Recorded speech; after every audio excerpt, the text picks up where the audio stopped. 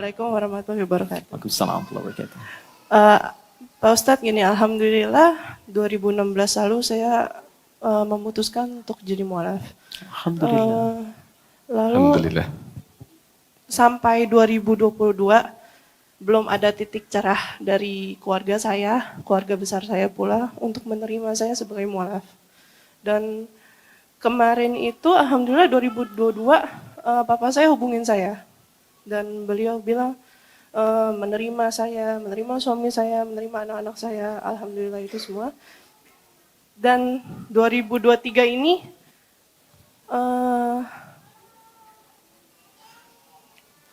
papa saya minta saya datang ke rumahnya saat kemarin tahun baru Cina. Gitu. Di situ saya bertengkar sama suami karena suami bilang nggak boleh, gitu. Karena kita tidak boleh mengucapkan pun, merayakan pun tidak boleh. Akhirnya pecah lagi. Sekarang papa saya marah, keluar kata durhaka, dan saya pun jadi bertengkar hebat sama suami. Sebenarnya bagaimana ya Ustadz? Karena saya merasa harusnya kita udah mulai baik gitu dengan keluarga saya, tapi ternyata masih tidak bisa. Saya udah melakukan tahajud, udah sholat istiqoroh juga udah, tapi belum ada jawabannya Ustadz. Baik. Itu aja. Baik. Yang pertama, semoga Allah melembutkan hati kita semua. Baik Anda, suami, mungkin di sini atau di rumah, ayah, keluarga, dan dengan kelembutan itu mampu menjadikan kita lebih dekat dengan Allah dan menjadikan hubungan dia siapapun berjalan dengan baik dan mulia. Quran surah ke-31 Luqman ayat ke-14 sampai 15. Spesifik ayat 15, tapi korelasinya dengan ayat 14 begitu tinggi. Wa wassaynal insana biwalidayhi hamalathu ummuhu wahnan ala wahn wa fisaluhu fi 'amain an ishkur li wa liwalidayka ilayyal masir. Perhatikan ayat 15-nya. Wa in jahadaka ala an tusyrika bi ma laysa laka bihi ilmun fala tuti'huma wa sahibuhuma fid dunya ma'rufa. Highlight ayatnya baik-baik. Kata Allah, berbaktilah sempurna pada kedua orang tuamu, ayah dan ibumu. Kalau engkau ada merasa hal yang tidak ideal, lantas ingin bersikap yang kurang baik, renungkan dulu bagaimana ibumu berkorban luar biasa untukmu. Lalu Allah hadirkan, divisualisasikan di benak kita. Tahukah engkau ibumu mengandungmu itu dalam keadaan yang tidak mudah? Ya, wahnan ala wahnin. Wahn itu sesuatu yang berat, yang satu bagian memikul tapi yang lain merasakan. Makanya di Quran surah 46 ayat 15 disebutkan kurha, nggak nyaman, miring kanan nggak nyaman, miring kiri susah, telungkup nggak mungkin, kan? Dan itu merasakannya semua bagian organ tubuh terasa. Kamu mungkin sekarang pening karena pekerjaanmu, tapi kan itu kamu rasakan 2-3 menit, 1 jam, 2 jam, sehari, 2 hari. Ibumu itu 9 bulan 10 hari kata Quran. Lalu setelah itu apa selesai? Tidak, melahirkan kamu berjuang dengan kematian.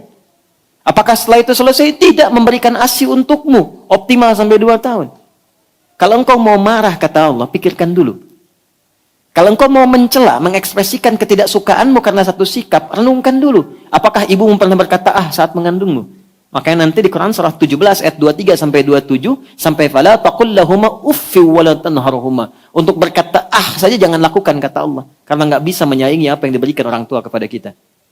Ayat 15-nya, wa in jahadaka ala an tusyrika bi ma laysa laka bihi ilmun fala tuti'huma. Kalau engkau sebagai anak memiliki perbedaan dengan keyakinan dengan orang tuamu. Relevan ayatnya ya? Kalau engkau sebagai anak memiliki perbedaan keyakinan dengan kedua orang tuamu, lalu ada indikasi orang tuamu maksa engkau untuk kembali kepada keyakinan yang mereka anut. Musyrik, berbuat musyrik kepada Allah. Ya, musyrik ini bisa 2 nanti. Bisa memang mengeluarkan dari akidah, keyakinan, kufur. Bisa memang merasa muslim tapi musyrik. Ya, mengakui ada Tuhan lain selain Allah. Ikut menyembah sesuatu, misalnya ke tempat ibadah lain, tapi dia mengaku muslim, musyrik juga itu. Jelas ya? Baik, kembali. Fala tuti'huma. tolak dengan cara yang lembut. Ya kan? Tidak perlu ditaati dengan cara yang lembut. Tapi jangan sampai perbedaan itu wasahibhuma fid dunya ma'rufa, memutus hubungan engkau dengan keluargamu dalam urusan dunia. Tetap temani ayah ibumu dengan tampilan terbaik, dengan pelayanan terbaik. Anda bisa bayangkan, orang tua beda keyakinan pun Quran masih memerintahkan jangan tinggalkan. Temani, berbuat yang terbaik. Bagaimana caranya? Ya, maka nanti dirinci dalam hadis-hadis Nabi sallallahu alaihi wasallam. Ketika sakit, Anda datang tengoki.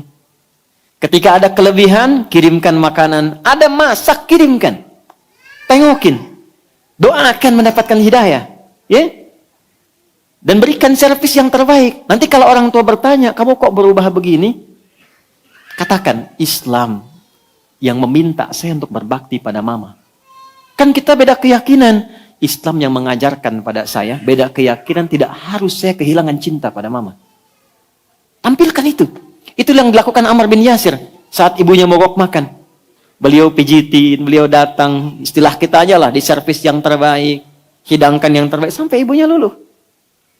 Lalu ada situasi misalnya hari-hari tertentu. Kan hari raya itu ada dua kan? Hari akidah, hari budaya. Imlek itu sebetulnya budaya.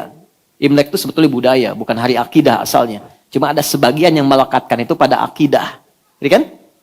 Nanti ada hari akidah, seperti misalnya, ya di saudara-saudari kita yang Kristen, ada yang Natal misalnya. Jadi kan? Ada yang lain-lainnya dan sebagainya. Bagaimana menyikapinya? Indah sekali. Apa yang diajarkan dalam Islam? Orang tua kita juga sudah mempraktikkan itu. Kalau mungkin kita bisa menghindari itu dengan mengambil 1-2 hari mendatangi untuk silaturahim memuliakan, itu bagus. Tapi kalau nggak bisa menghindarinya dan ada potensi lebih besar madaratnya kalau tidak datang ke situ, maka perhatikan rumusnya. Niatnya kita arahkan mohon kepada Allah untuk kepentingan ibadah dan di sana menjaga diri untuk tidak terlibat pada nuansa akidahnya. Kalau kaitan dengan akidah. Misal kita datang ke situ diungkapkan dengan bahasa umum. Bahasa umum itu nanti di Quran surah ketiga Ali Imran ayat 27 sampai dengan ayat 28 sampai 29. Illa an tattaqu minhum tuqah. Tuqah itu niat yang di hati yang disampaikan pada kebaikan, cuman di lisan disampaikan tidak seutuhnya seperti itu. Contoh, Papa, Mama, semoga tetap sehat ya, selamat ya. Maksud hati itu selamat supaya dapat nilai-nilai kebaikan dari Allah. Bergaul. Tapi ketika masuk pada nilai-nilai yang terkait dengan akidah, menjauh. Ya, disampaikan dengan cara yang baik. Ma, Pa, aku kesini berkunjung silaturahim, Bapak bahagia. Ini ada makanan, ada minuman, ada baik-baik dan sebagainya. Berikan.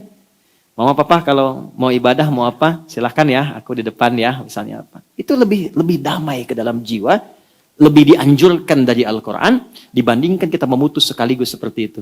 Bukankah Nabi hidup di sampingnya ada Nasrani, ada Yahudi? Anda pernah dengar Imam Ahmad bin Hanbal? Imam Ahmad bin Hanbal, itu beliau tinggal di flat. Di atas itu pastur. Dan toilet si pastur itu, persis ke bawahnya itu kamarnya Imam Ahmad. Jalur bawahnya. Dan bocor. Ini kisah nyata. Apa yang terjadi? Saat sakit Imam Ahmad, tahu si pastur ini nggak kelihatan, jenguk. Bisa kebayang nggak seorang pastur menjenguk imam? Kalau nggak punya hubungan bagus, nggak mungkin tuh. Ternyata keduanya sudah akrab, baik hubungannya. Begitu masuk kaget itu. Imam Mahadha katanya. Bocorkan, baunya terasa. Dan ditadah di bawahnya pakai ember. Imam Mahadha, ini apa? Hadhi fajwah, ini bocor. Dia tahu itu dari atas.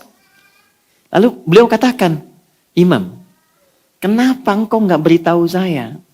Apa kata beliau? Kurang lebih, kalau saya bisa tangani sendiri, kenapa harus merepotkan tetangga dan orang lain? Imam sudah berlangsung berapa lama ini? Ada riwayat mengatakan 40 tahun, ada riwayat mengatakan 20 tahun. Langsung jatuh tersungkur mengatakan asyhadu an la ilaha illallah wa asyhadu anna Muhammadar Rasulullah. Kadang-kadang akhlak, adab, budi pekerti, contoh keteladanan lebih tinggi memberikan bekas kepada jiwa untuk menerima hidayah dibandingkan dengan kata-kata yang didesain dengan rapi dan baik yang hanya masuk ke dalam akal untuk diperdebatkan. Jadi yang pertama, isikan dulu dengan kelembutan, jangan sungkan untuk minta maaf. telepon ayah. Pak, kalau aku ada salah, aku mohon maaf. Terima kasih ya, merawat, mendidik, dan sebagainya. Bawakan makanan, datang. Tunjukkan kebaikan mulai hari ini. Doakan terus setiap malam. Oke? Pak, mohon maaf kemarin salah paham saja. Kalaupun aku tidak datang di Imlek bukan untuk mengondisikan tidak baik di situnya. Tapi mungkin ada informasi-informasi yang belum kami terima seutuhnya. Terima aja, kalau marah biarkan aja, nggak apa-apa supaya keluar semuanya. Kalau marahnya sudah habis, tinggal baiknya kan? Iya kan? Iya kan? Kalau ada orang marah biarkan aja. Saya punya teman di Tripoli, masuk supermarket, orangnya marah terus. Dia diam aja, udah selesai dia bilang, khalas katanya. Sudah belum marahnya? Orangnya bingung, yang marah bingung gini aja. Dia tinggal pergi. Besoknya gak ada marah lagi. Karena sudah tahu akibat marah gak dapat apa-apa. Saya kira itu ya. Dan kita juga sama-sama mendoakan semoga Allah berikan kebaikan, kemuliaan, rasa sayang. Pun demikian juga senantiasa. Gini, kalau suami istri ada perbedaan, istilahnya mau berantem kah, mau bertengkar kah, itu kan biasa. Pada akhirnya adalah mendapatkan hikmah dari itu semua. Tapi jangan berantem, bertengkar karena benci. Bertengkarlah karena taat. Mencari nilai kebaikan. Biasanya kalau orientasinya ketaatan, kelembutan hatinya lebih cepat nantinya. Karena ada titik pertemuan.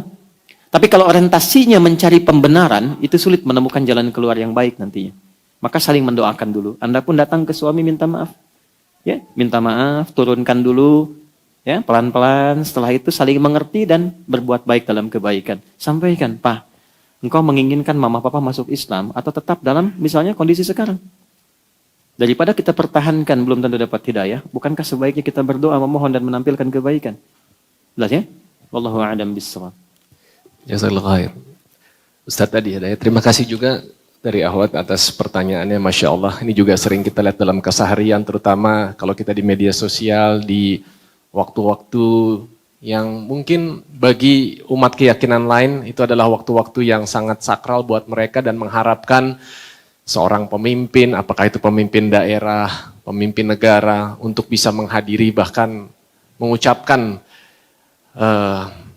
ya selamat pada hari raya yang tentunya berlainan dengan saya akidah kita. sudah bahas itu di podcast saya dulu ya. Silahkan nanti lihat kapan menempatkan itu, kapan dilarang dan sebagainya. Itu sangat menarik ya. Jadi teman-teman untuk bisa disimak ya kajian-kajian Ustadz Hadi Dayat, karena itu pertanyaan yang common sekali, sering ditanyakan dan semoga itu jadi manfaat. Mungkin satu pertanyaan terakhir, Afwan Ustadz, sedikit ada kaitannya antara saudara kita yang Muslim atau bahkan ada keluarganya yang non-Muslim. Saya bacakan karena ini masuk ke dalam WhatsApp grup saya.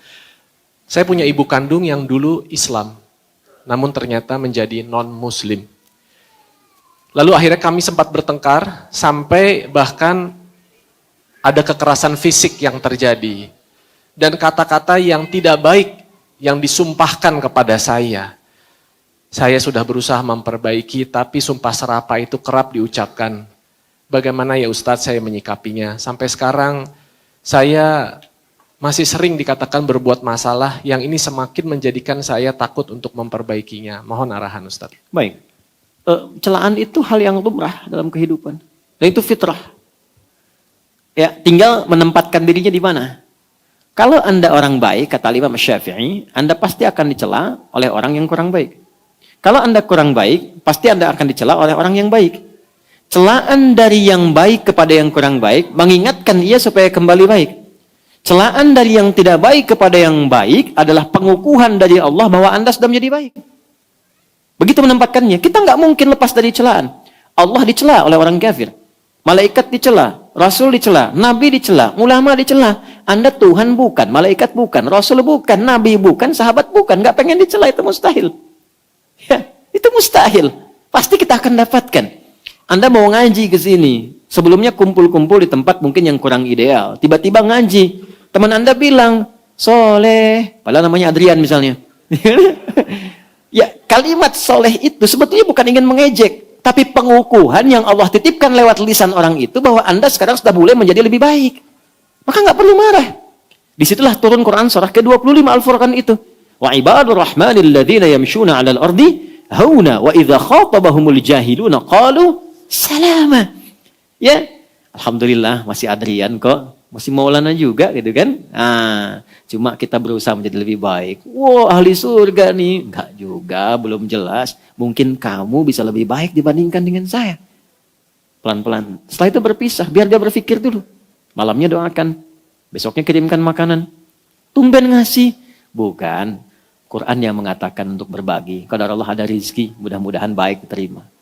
Besoknya dia telepon lagi. Adrian, enggak ada. Dari Quran enggak ada lagi enggak? Minta lagi. Tapi dia sudah mulai bilang kan. Sudah mulai dekat tuh, sudah mulai keluar tuh. Jadi cara menyikapinya bagaimana? Proporsional saja. Apalagi itu keluarga sendiri, orang dekat sendiri.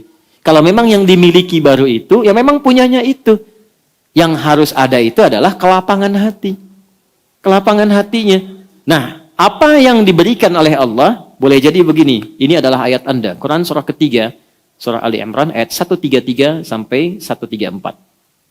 وَسَارِعُوا إِلَى مَغْفِرَةٍ مِّن رَّبِّكُمْ وَجَنَّةٍ عَرْضُهَا السَّمَاوَاتُ وَالْأَرْضُ أُعِدَّتْ لِلْمُتَّقِينَ الَّذِينَ يُنفِقُونَ فِي السَّرَّاءِ وَالضَّرَّاءِ وَالْكَاظِمِينَ الْغَيْظَ وَالْعَافِينَ عَنِ النَّاسِ وَاللَّهُ يُحِبُّ الْمُحْسِنِينَ. Bergegaslah engkau senantiasa mengoreksi diri dan berharaplah punya tempat pulang yang lebih baik. Ada ya tempat yang aku siapkan seluas langit dan bumi. Seluas langit dan bumi, surganya. Untuk bagian dari orang takwa. Apa ciri orang ini? Pertama, dia gemar berbagi. Baik dalam keadaan dia lapang, bahkan saat tak punya pun dia berusaha berbagi. Minimal dia merekomendasikan. Tapi ayat ini, perhatikan kaitannya dengan Anda yang bertanya, wal kadhiminal ghaidha, dia sanggup menahan amarah. Mungkin ketika dititipkan celaan dari orang tua, dari ibu kah misalnya, mencela Anda, boleh jadi bukan untuk mencela, untuk menghapuskan dosa-dosa Anda yang mungkin punya salah waktu dirawat oleh ibu di waktu kecil. Dan untuk mewujudkan keinginan Anda, pengen punya surga, pengen dekat dengan Allah. Sekarang Allah kasih jalannya. Wal'afina 'anil nas. Supaya ibu pun nggak punya beban kepada Anda, maafkan. Terima dulu itu dengan kelapangan hati. Jadi setiap dilatih kan pada akhirnya sudah terbiasa. Nah, orang yang hatinya lapang, diberikanlah oleh Allah surga seluas lapangan. Kadang-kadang hati seluas samudra tidak hanya dicukupkan pada sinetron saja. Ya, tapi harus diwujudkan dalam bentuk kehidupan. Ya. Nanti kan babnya banyak tuh, hati seluas samudra itu kan sabar, suci dalam debu kan tayamum gitu ya. Ya, saya kira itu ya. Jadi berlatih, terima dulu. Mungkin itu cara Allah memberikan anugerah kepada Anda yang terbaik, menyiapkan surga seluas langit dan bumi, dan menghentikan atau menghilangkan semua potensi hal yang mungkin salah di waktu kecil. Saat yang bersamaan, mungkin itu caranya merespon supaya orang tua mendapatkan hidayah. Doakan, satu, terima dengan baik. Yang ketiga, tidak mengurangi bakti Anda kepada kedua orang tua. Sekalipun tadi, maaf sekali, mencela, mencaci, mencerta, dan sebagainya. Terima kasih mah, mungkin saya banyak kurangnya. Kirimkan aja makanan terus. Doa, pulsa habis, kirimin pulsanya. Dasar anak kurang begini, kirim pulsa cuma segini. Tambah lagi, pelan-pelan. Nanti sampai di titik terakhir perjuangan kita, dan mudah-mudahan kita berdoa sama-sama supaya diberikan hidayah kembali, agar kembali berislam dalam kebaikan.